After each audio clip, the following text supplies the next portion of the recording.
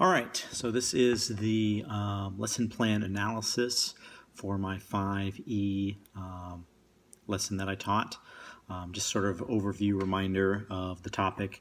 I wanted to do some lessons throughout history that involved chemistry, and since we're at the entrepreneurial school, involved technology that was appropriate at the time. And the first one I decided to do was an oil lamp project. So the idea was that we would discuss capillary action in wicking as sort of the tie-in for the chemistry piece, and then at the end of the day, our students would create these oil lamps. And I would do that in a 5E format, and that would be the first of a series that we're going to be continuing with. And actually, I've already picked the second one. We're going to be doing some electroplating, which should be really interesting. So the way this ended up working, we ended up breaking the lesson into 4 days. And I'll go into each day into a little more detail, but the overview is day one was kind of our set induction prep, where I had them watch a couple videos, phenomena videos, to see what the phenomenon was. We discussed it, what they thought was happening, and then I had them start to create an experiment to determine what materials would be the best wicking materials for their oil lamps. Day two, they actually did that experiment. I provided them with a series of different wicks of different sizes and materials that they used to determine what took up the oil the best. Day three, they designed and built their oil lamps, and then day four, we actually fired them up. We saw what were most effective, and then I had them write a reflection. And I'll talk a little bit about each of those in more detail as we go through. I'll kind of go through day by day when we start talking about the SEPs and the CCIs or CCCs. And I will also make sure that when I submit the link to this, it's also going to include links to some of the pictures in the video from Lab Day, as well as the videos we used as our induction videos to start. So the major science phenomena that we decided to tackle was capillary action. And under the NGSS, I felt that we were kind of tackling MSPS1 as the standard, matter and its interactions. And then for the DCIs, I felt that it came aligned best with PS1A, which is again kind of matter and its interactions, as well as PS2B, which is the interaction of forces, because the capillary action piece fits in under the force perspective. So those were the two DCIs that I felt really best tied to this phenomenon. And so I felt like this whole capillary action idea and the wicking idea meshed really well with NGSS and sort of the idea of observing phenomena and how matter interacts with other matter. So I felt that was really tied in pretty well with the current direction that NGSS is going in. From a challenge perspective, as far as teaching this, I think the biggest issue was exposure. When we did some of the earlier matter and its properties, and you start doing that introductory work around physical reactions and chemical reactions, when you talk about things like combustion and ice melting and things like that, it is stuff that they have a lot of experience with. And I found as we were kind of talking about this, a lot of the kids didn't really have a whole lot of exposure to capillary action. The two intro videos I did and that you'll see, one is it's a kind of almost like a capillary action demonstration. It has a central reservoir with 5 or 6 tubes filled with colored water, and each tube is of a varying diameter. And you can see that even though it has a central reservoir, and we would expect that the levels in each of the connecting tubes would be the same, it's actually higher in the most narrow tubes, showing the surface tension and capillary action. So that was one video I showed, and then the other one has they took some plastic kind of cups and put some water with food coloring, one for red, one for blue, one for yellow, and they took paper towel and made little bridges between them with some intervening empty cups. And what ends up happening is the capillary action draws the food colored water up and then over, and when you have two primary colors meeting in the middle, so where the yellow and the blue meet, you get green, and so you end up with a rainbow, effectively. You'll see in the video. So those were the two introductory videos I showed them, and they didn't really, outside of seeing paper towels absorb things in their own homes, they didn't really have a whole lot of exposure to it as a concept. And I also kind of brought in, like, well, if you're splashing around in puddles and you're wearing jeans, have you ever had a scenario where you've like spilled something on your jeans or gotten them wet at the base, and then sort of that material, it absorbs and wicks upward. And they kind of realized that, but it was not a phenomenon that I felt like that they had as much exposure to as some of the other ones in this particular case. And that kind of ties into the misconceptions idea. Because they didn't have a whole lot of exposure, they sort of got it, but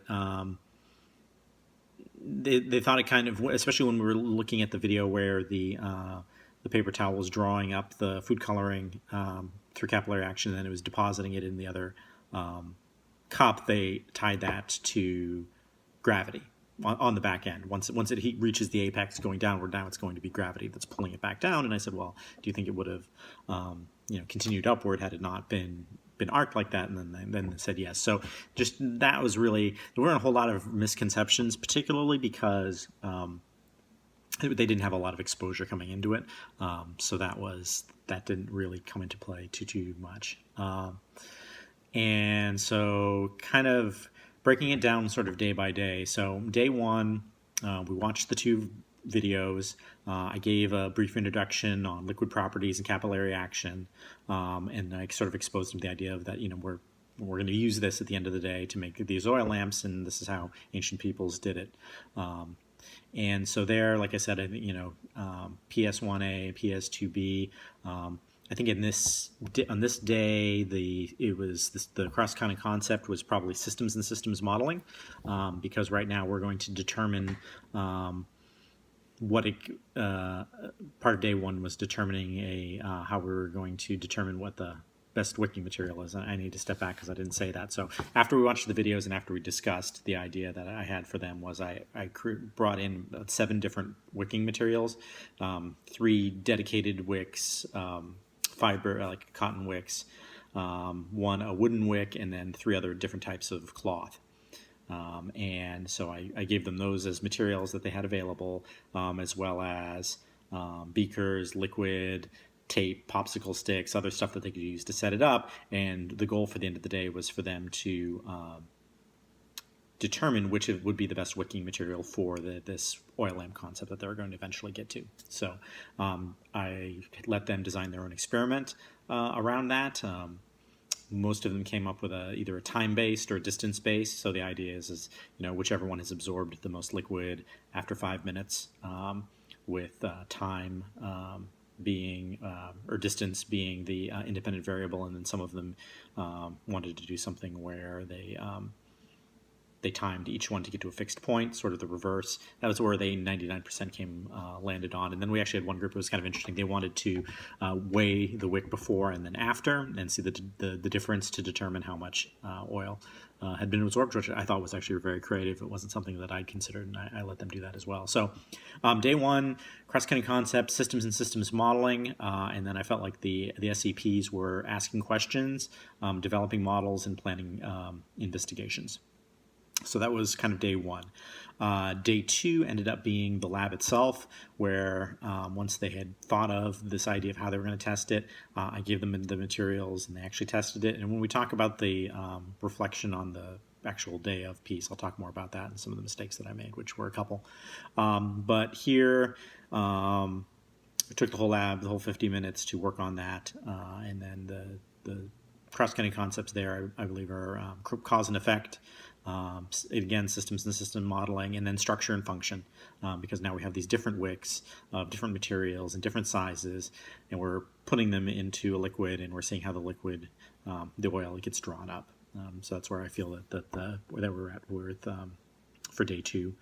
Once they determined what wick they wanted to use for their lamps, by the end of that day, put that aside, and then on day three, that's where I brought in about 25 pounds of air dry clay.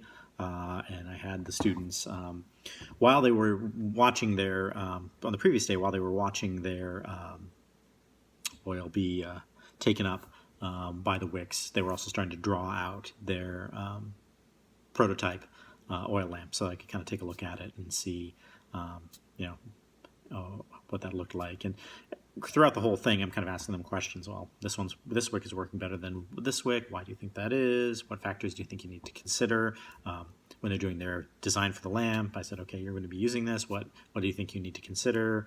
So I kind of pushed them and sort of to thinking about the idea of, well, if you only have one hole in the top of the lamp, how do you fill the lamp with fuel while it's burning? Is that possible?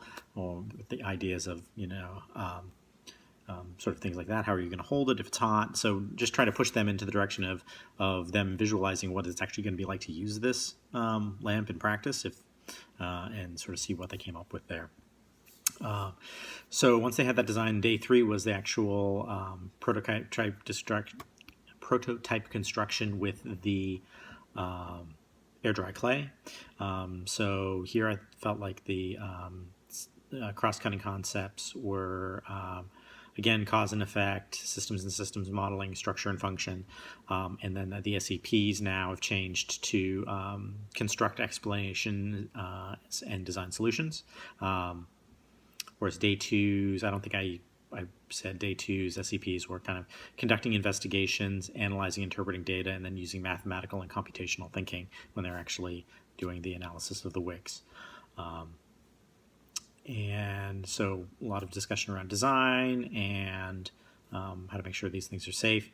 So then there was actually a gap day because these needed 2 days to dry. And then day 4 was our closure day, where the first half was we went outside and we actually lit these on fire to see how they worked and see how well they burned.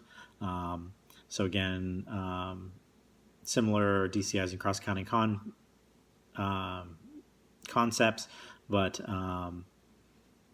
the SCPs for that day are engage in argument from evidence, and then obtain and evaluate and communicate information, because after we had the lamps burning outside, I had the students write me up a couple paragraph reflection on their lamps and on the process. And I asked them 4 fundamental questions, which was 1, to describe the mechanism of capillary action and how it impacted their lamp. I had them write me a paragraph about what they thought worked with their lamp and why. Next question was what didn't work with their lamp and why. And then the sort of the capstone question was, if you had the opportunity to revise your prototype to be more effective, what would you have done differently than you did on your current lamp? So that's sort of what I asked them for, just as my sort of my kind of summative assessment on the project, to see where they were at. My formative assessment was, going around throughout the 4 days and asking questions and seeing that kids were on task and understanding the concepts about what we were doing. So as far as the 5 E's are concerned,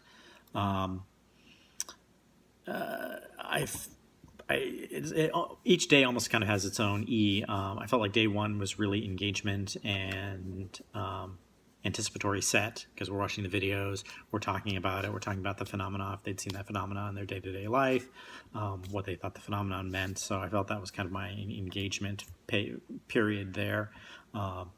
Exploration, I think, was day 2 and day 3. I mean, day 2 especially, when we're actually there coming up with their own experiment to determine which of the wicks was the best material for them, and which wick is taking up the oil the best. So I feel like that was our heavy exploration day. And then for the explain piece, I think that kind of comes into at the end of day 2. They now have different wicks have absorbed a different amount of oil. They have to figure out sort of what to do with that information, and why that is working the way that it's working. And then obviously when we lit the lamps on fire, and some were working and some weren't working, and some were working better than others, that's kind of that. Now it's like, okay, now we have it all put together. And that's where it also tied in back into our previous discussions about chemical properties and chemical reactions and combustion, and how, because we'd spent a bunch of time talking about combustion and how that required fuel and an oxidizer. And so we talked about their oil lamps and in that sort of relationships. Okay, so obviously if your oil, which is your fuel, your air outside is going to be your oxidizer. Is your lamp getting enough oxidizer, et cetera, et cetera. So that's where they kind of had to be able to, at the end when they had to do their reflection, they had to be able to explain the capillary action piece, the fuel piece, and then also the combustion piece. And then, I also feel like that's where the expand, extend, elaborate comes in, as well as the evaluate, because that's where I would say actually the oil lamp itself is probably the expansion of what they had learned from doing the wicking tests in the exploration phase on day 2, and then the construction of the lamps itself, and taking those concepts and actually making it work in a complex real world environment. I felt like that was a good use of sort of the expand, extend, elaborate ideas of phase 4, because they're doing problem solving. They have to decide how, now that they have this wick material picked, how are they going to design their labs? They're making decisions. They're doing experimental inquiry because we're actually testing these. They're seeing other oil lamps in practice, so they're comparing, classifying, and applying. So I felt like the construction of the oil lamp itself was really a good embodiment of 4. And then for the evaluation piece, then I had them come back and they had to reflect upon what worked and what didn't work for their lamp, and talk about what that they would do differently if that were the case. That was sort of the evaluation phase, and I think I probably could have had them do a little more there. And now that I've reflected upon it a little bit more, I probably could have had them write a little bit more, or come up with another way to express those sort of ideas. Maybe have them draw out a new prototype and compare it to their first prototype and see, okay, so you've made modifications. What are those, and why did you do it? Oh, well, we increased the size of the outlet so that the fuel, where the combustion point would have exposure to more oxygen, or something like that. I feel like maybe having them draw that out and provide better, more direct exemplars might have been better than having them just kind of reflect in the reflection piece. So I think when I do that lab again, I might expand on that piece of it, bring it into another day, and have them really sort of deep dive into doing a kind of an analysis on what worked and what didn't work for them in that way. And that's, I think, what all I want to talk about for right now. How this actually worked in practice, I'll talk about in the next video, because there were some things that went really well and a couple things that went horribly wrong. So we'll talk about that too. Thanks.